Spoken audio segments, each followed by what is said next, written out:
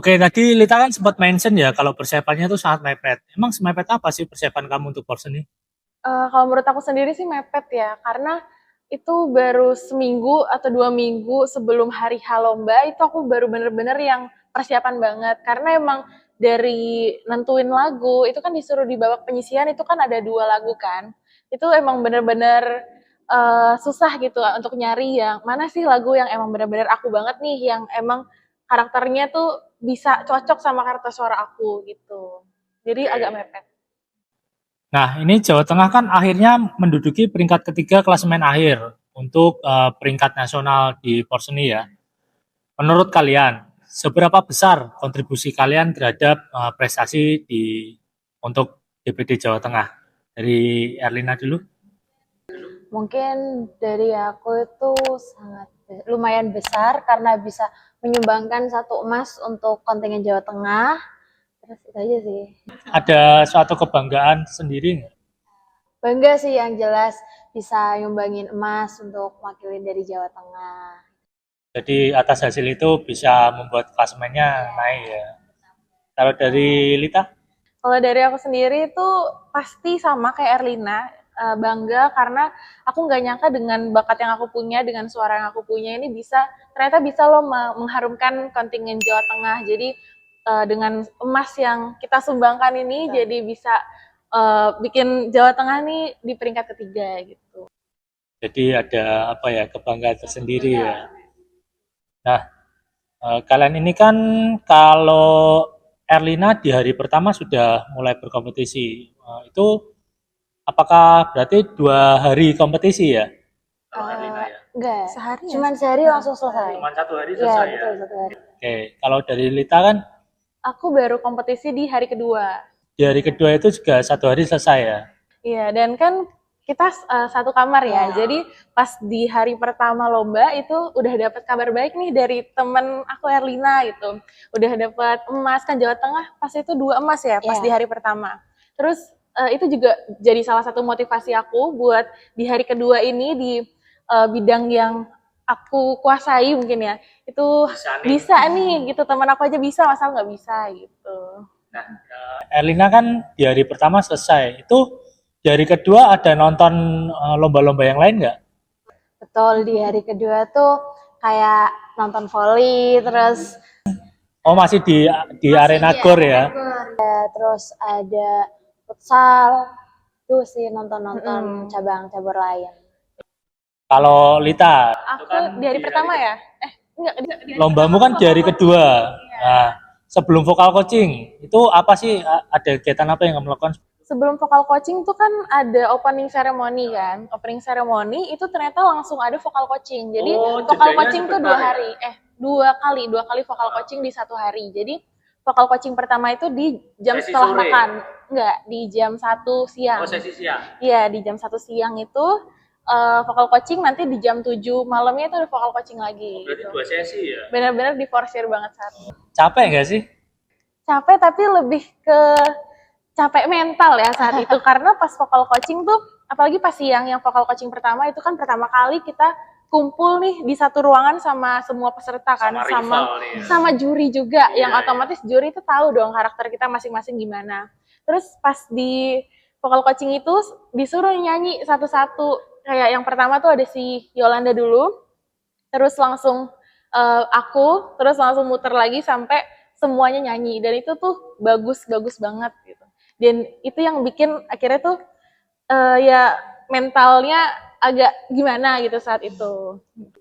Berarti sama kayak persiapan ya, melawan diri sendiri sih. Betul. Nah, selanjutnya apa sih arti kemenangan ini, arti prestasi kalian ini bagi diri kalian pribadi dan juga bagi kontingen? Kalau buat arti kemenangan di aku tuh kayak latihan yang udah lama, latihan keras itu udah gak sia-sia lah bisa jadi ujung-ujungnya menang gitu. Terus kayak yang sebelumnya pasti ada menang kalahnya, terus pas kemarin menang gitu. Berarti hasil nggak mengkhianati proses betul. ya. Kalau dari Lita? Kalau menurut aku arti kemenangan itu bukan cuma buat diri aku sendiri, tapi buat orang-orang yang berjasa yang membuat aku bisa sampai jadi Lita yang sekarang. Yang udah support ya. Iya, untuk kemenangan itu bukan cuma untuk aku, tapi untuk panitia dari kontingen, khususnya kontingen Jateng yang aku bawa, terus juga untuk hasil jeripayah orang tua, atau bahkan saat itu tuh yang paling menurut aku berkontribusi besar dalam menangnya aku saat itu adalah dari salah satu juri yang mengadakan vokal coaching itu. Karena kalau misalkan beliau nih nggak ada inisiatif untuk, belum ada, maksudnya kalau misalkan saat itu nggak ada vokal coaching, kayaknya akan beda hasilnya. Karena bener-bener kerasa banget bedanya. Ada ilmu yang didapat yang langsung kamu terapkan ya. Betul sekali, bener banget. Nah, ini pertanyaan tentang Lita lagi nih. Pada saat kamu lihat panggung final itu, apa yang kamu rasakan? Expect nggak? Bener-bener nggak expect sih, karena apalagi kan saat itu nggak pernah terbayangkan kalau ternyata aku bisa masuk final. Apalagi saat penyisian itu kan udah pada bagus-bagus banget penyisian, aku urutan ketiga, urutan awal, dan otomatis masih ada nih groginya gitu, pasti kerasa banget buat dewan juri. Dan pas di situ aku dipanggil, ternyata pengumumannya tuh aku urutan keempat saat itu, jadi bener-bener nggak ada kepikiran untuk jadi juara saat itu. Terus baru pas waktu tiba-tiba diumumin di final, terus pas ngelihat panggung final, itu bener-bener megah banget, lightingnya di mana-mana, terus sound systemnya udah beda nih sama babak penyisihan Terus, gitu. di layarnya juga Wah, ditampilkan foto iya, ya. ditampilin foto sama nama, Sama terus judul sama lagu lagu, yang dibawakan. judul lagu. Terus juga ngelihat outfit dari pesertanya pas final tuh bener-bener grande banget, bener-bener ya udah emang bener final gitu lah. Ini Sementara Porsche apa Indonesian nah Idol ya? itu bener-bener kayak wah udah pada bagus-bagus banget, pasti persiapannya oke. Sementara aku baru banget nyiapin itu di hari H juga, saat setelah pengumuman masuk final itu. Jadi bener-bener nggak ada istirahat saat itu. Oh, diforsir terus gitu ya? Iya, Cuman- makanya itu sampai suaraku sebenarnya udah hampir habis. Oh, Dan gitu. untungnya ada teman-teman ini, teman-teman dari Jateng, ada siapa tuh, ada Jolan dan lain-lain, itu bawain kencur. Akhirnya berapa ya, kayak 15 menit sebelum tampil tuh aku makan kencur dulu. Oh, tetap ritual dulu ya. Oke, nih pertanyaan spesifik untuk Erlina. Di lomba kemarin tuh kamu ketemu lawan terberat itu dari mana dan siapa? Silakan disebut aja namanya, nggak apa-apa. Kalau yang terberat itu dari Jogja. Jogja. Ya itu karena kalau nggak salah tuh karetnya mati. Karena kalau misal karet mati Karet itu apa nih maksudnya? bed kan ada 2 karet itu, yang hitam dan putih. Iya. Hitam dan merah. Iya, iya. Nah, itu tuh kalau misal karet itu mati tuh bolanya lebih susah. Nggak bisa kontrol bola ya. Karena pas waktu technical meeting tuh nggak nyebutin kayak misal kalau karetnya mati tuh nggak boleh dipakai, cuman nyebutin waktu itu tuh yang bintik proses. Jadi pas itu tuh lumayan sulit, dan untungnya dioficialin langsung sama papa, jadi lumayan, jadi bisa menang. Berarti papamu itu berperan sebagai penonton dan juga sebagai coach ya di lapangan ya. Oh, luar biasa sih supportnya. Dan dengar-dengar juga kemarin papanya Erlina datang langsung dari Kebumen ya. Iya, sekeluarga sama mama juga. Nah, perbedaan kompetisi tingkat daerah dan tingkat nasional itu ada bedanya nggak? Ya, maksudnya walaupun kemarin kita Porseni itu tingkat nasional kan bukan dalam artian pemain yang profesional gitu ya, bukan atlet yang memang dia terjun dikhususkan untuk di itu. Nah, itu ada perbedaannya nggak? Mungkin hampir sama kayak waktu Porsenida itu, kayak lebih sparring. Kalau menurutku itu malah lebih susah pas Porsenida kan, karena ketemu teman sendiri kan, terus yang ketemu Gilang juga kan, itu kayak Gilang kemarin juga main ya? ya, Gilang kemarin juga dapat emas 1. Nah, ini fun fact lagi. Jadi kemarin itu tenis meja di Jawa Tengah mengirimkan 2 perwakilan ya. 4 ya, ganda ya, ada ganda juga.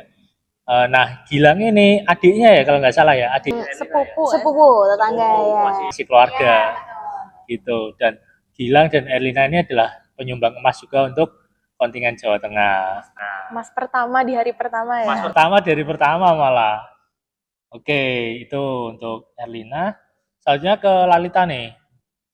Lagu apa sih yang dibawakan saat lomba? Kenapa memilih lagu itu? Total lagu yang aku bawakan saat lomba itu kira-kira berapa ya? 4 kalau nggak salah. Jadi yang di babak penyisihan dulu itu aku bawain lagu Sinar Dharma sama Anganku Anganmu. Kalau iya, Anganku Anganmu tuh lagunya Isyana sama lagunya Raisa. Kenapa memilih lagu itu? Karena aku suka lagunya dan cocok untuk dibawakan saat kompetisi.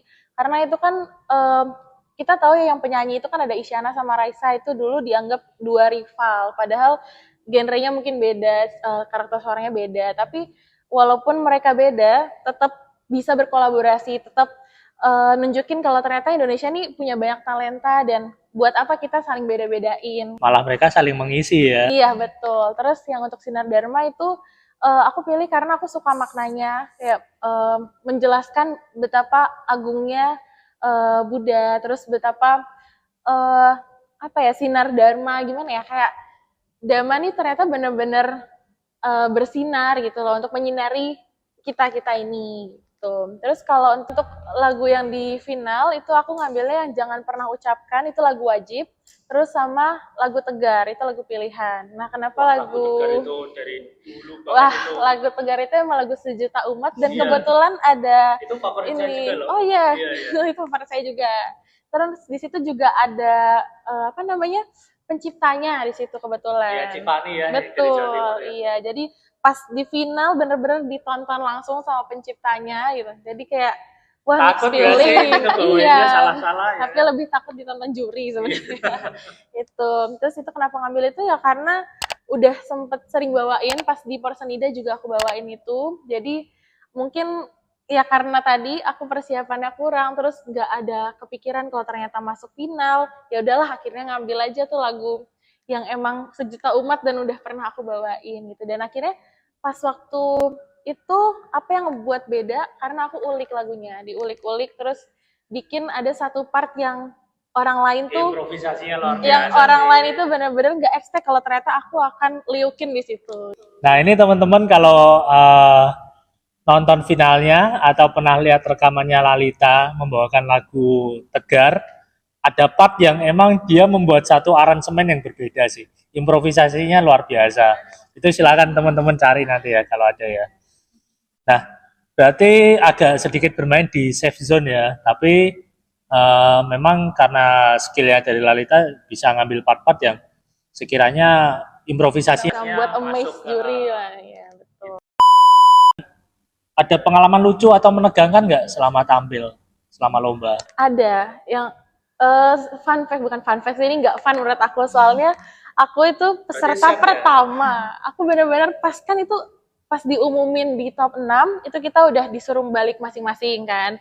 Nah, yang kita akhirnya di VC bukan satu-satu, di VC Itu ngambil undiannya pada saat itu atau udah setelah itu. Jadi beberapa jam kemudian itu kita di grup call sama ini. maksudnya setelah coaching klinik ya? Enggak, setelah diumumin top 6. Oh, berarti di babak finalnya. Iya, sebelum final itu kan pasti ituin urutan dulu kan nomor maju. Nah, pokoknya supervisi siapa namanya? Siapa aku nggak tahu. Iya, Cinatali. Itu akhirnya call nih, bikin grup call buat semua 6 peserta. Terus di spin wheel gitu siapa yang duluan. Aku bener-bener udah semoga jangan aku yang pertama. Jangan aku. Iya, karena nggak mau dong. Karena persiapan aku kurang, masa aku di nomor pertama gitu. Terus ternyata muncul nama Lalita. Aku udah di situ udah panas dingin, aku udah pasrah, kayak aku udah langsung PC ibuku langsung, Bu jangan berharap ya gitu-gitu. Aku bener-bener udah kayak aku PC keluarga, aku bilang, Bu aku urutan 1, nanti doain ya. Kalau misalkan nanti aku grogi banget, ya udahlah ya gitu. Terus ya udah, habis itu ternyata pas di panggung itu aku pembuka, terus aku nunjukin lah yang aku ulik-ulik semua itu, dan ternyata aman. Tapi setelah itu peserta selanjutnya bilang kalau ternyata tuh sound systemnya agak beda sama Gladi gitu kan. Tapi overall semua oke lah. Cuma di situ deg-degan aja karena pembuka. Tapi emang beda feel-nya kalau kita lihat peserta tampil dulu sama kita yang harus tampil duluan ya. Soalnya kan kita juga perlu tahu dulu mana-mana nih yang perlu kita misal penguasaan panggungnya atau nanti kita akan menampilkan act yang bagaimana gitu ya. Oke, nah kunci utama untuk bisa menghayati lagu dan membuat juri terkesan itu apa sih? Tentunya harus sebelum kita deliver pesan yang ada di lagu yang mau kita bawain, tentunya kita harus paham dulu itu apa sih maknanya, apa isinya. Kayak mungkin tegar, nunjukin kalau kita tuh harus tegar karena kita punya dhamma, kita punya triratna gitu. Terus juga yang apa lagu-lagu, pokoknya setiap lagu yang aku bawain aku usahain harus tahu nih makna lagunya. Dan aku biasanya kalau setiap tampil itu berdoa dulu pastinya, dan dalam hati itu selalu mengucap kalau semoga suara yang aku keluarkan ini, nyanyian yang aku keluarkan, semoga berjodoh karmanya untuk orang-orang yang emang berjodoh karmanya gitu loh Mas, gimana ya? Semacam afirmasi positif ya. Kalau kayak semoga yang berjodoh karma dengan aku, semoga senang dengan nyanyian ini gitu. Setidaknya terhibur ya. Betul. Nah, kalian kan sudah berprestasi di Porseni Nasional dan kalian juga sudah menyampaikan kesan kalian selama ikut Porseni itu seperti apa. Ada nggak sih pesan atau motivasi untuk teman-teman yang ingin berprestasi seperti kalian ini? Mungkin buat teman-teman yang latihan tenis meja atau cabur lainnya, semangat latihannya, terus latihan fisiknya yang pertama utamanya, terus dirajinin, jangan bolong-bolong kalau latihannya, itu aja sih kalau ada. Kuncinya itu konsisten sama tekun ya. Oke, kalau dari Lalita? Kalau dari aku sama kayak Erlina, khususnya untuk teman-teman yang nantinya akan lomba di cabang solo vokal, itu jangan kayak aku, nggak latihan yang benar-benar konsisten. Kalian harus benar-benar